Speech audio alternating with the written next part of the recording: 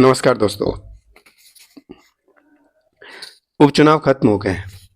शायद आपको यकीन नहीं होगा, लेकिन यकीन हो जाएगा, क्योंकि सरकार ने अपनी मंशा जाहिर कर दी है। जैसे ही चुनाव खत्म हो गए, परिणाम चाहे जो भी रहे, लेकिन अब इनकी मंशा सामने आ गई है। ये बेरोजगारों के लिए कुछ भी नहीं सोच रही है, और सोचेगी भी क्यों? इन्हें सत्ता से मतलब था और सत्ता में ये आ गए हैं। हम भर्तियों की बात करें तो भर्तियों में भी इन्होंने कुछ भी नहीं दिया। ऊँट के मुँह में जीरा जैसी बात है। ये जब से आए तब से बेरोजगारों के सपनों पर चोट ही कर रहे हैं। पहले राजीव गांधी मित्रों को निकाला, फिर 50,000 की भर्ती महात्मा गांधी सेवा प्रेरक की वो। अब जो आवेदन कर सकते थे बेरोजगार, बेरोजगार पैसे कहाँ से लाए?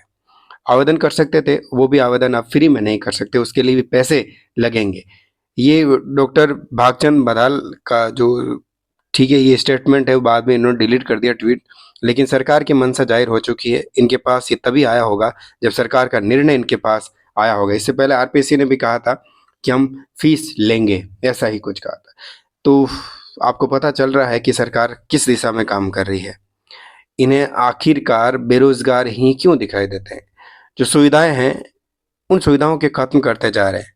इन्हें बस पैसे और पैसे, पैसे और पैसे चाहिए। बेरोजगारों के सपने से इनका कोई लेना देना नहीं लगता है। तभी तो अब इस निर्णय के विरोध में कोचिंग इंस्टीट्यूट भी नहीं आया अभी तक कोई।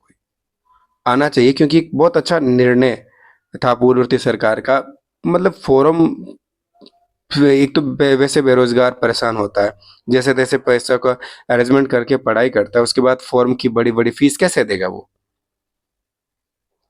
ये फॉर्म की फीस वापस शुरू कर दिए। हो सकता है हाल ही में अब जो अगले एग्जाम होंगे उस पर रोडवेज की जो फ्री की बसों की सर्विसेज है वो भी बंद कर दी जाएगी, लगता है यही। और हो सकता है उसके साथ जो भत्ता, बेरोजगारी का भत्ता, वो भी बंद कर दिया जाएगा। ऐसी बहुत सारी जन कल्याणकारी योजनाएं जो पूर्ववर्ती अशोक गहलोत सरकार ने दी थी, उन्होंने सच कही है। पेपर लीक भले अशोक गहलोत नहीं रोक पाए, लेकिन हेल्थ एजुकेशन में बेरोजगारों का बहुत कुछ उन्होंने सोचा था। शायद आज उनकी कमी आपको खलेगी, क्योंकि जो फॉर्म की फीस है वो फिर से लागू कर दी गई है। मान लीजिएगा जब भी अगला फॉर्म होगा, ये इनकी यही लग रहा है कि महाराष्ट्र और झारखंड के चुनाव जैसे खत्म हो जाएंगे ना, ये ऑफिशियली इसका अनाउंसमेंट कर देंगे। डिलीट करवाने का मतलब यही था कि कहीं ना कहीं प्रेशर आया होगा पीछे से कि नहीं, माहौल बन जाएगा, इसलिए डिलीट करवाएगा, यही हो सकता है। लेकिन बाद में डिलीट किया। अब देखो, जनरल के लिए 300 रुपये लगेंगे, रिजर्व कैटेगरी के 200 और पीएच कैटेगरी के 200 रुपये ये लेंगे। यानी आवेदन अब आप फ्री नहीं कर सकते। और और बात करें वैकेंसी, तो वैकेंसी भी क्या दी ऊँट के मुंह में जीरा जैसी। फर्स्ट ग्रेड की वैकेंसी जहाँ 17,000 से ज़्यादा पद खाली हैं, वहाँ 2200 की पद भर्ती दी है। सेकंड ग्रेड की अभ्यर्थी ना, कम से कम 10,000 की भर्ती आनी चाहिए थे, वहाँ 2200 की पोस्ट दी है इन्होंने। कर क्या रहे हैं ये? 2100 के, सॉरी, सेकंड ग्रेड की ये क्या दे रही है? ये भर्तियां हैं।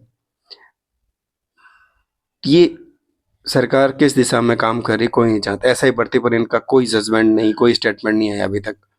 आखिर क्यों? ये जो सरकार बेरोजगारों के हितों में कुछ करेगी भी? क्या केरोलाल मीणा जी की चल नहीं रही है क्या? नहीं लगेगा। अभी तक तो उनके इस्तीफे पर भी कोई निर्णय नहीं। आखिर ये सरकार चल कहाँ से रही है? चल कहाँ, कौन रहा है, कौन चला रहा है? ना विपक्ष का पता है, ना सत्ता का पता है। ऐसे लग रहा सरकार पता ही नहीं कौन चला रहा है। तो इस तरीके से जो है बेरोजगारों के साथ खिलवाड़ होना शुरू हो चुका है।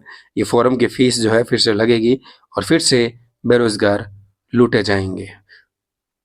दोस्तों, इस पर आप क्या कहना चाहेंगे? कैसे भी हो, ये राहत, बड़ी राहत होती है फॉर्म आवेदन में।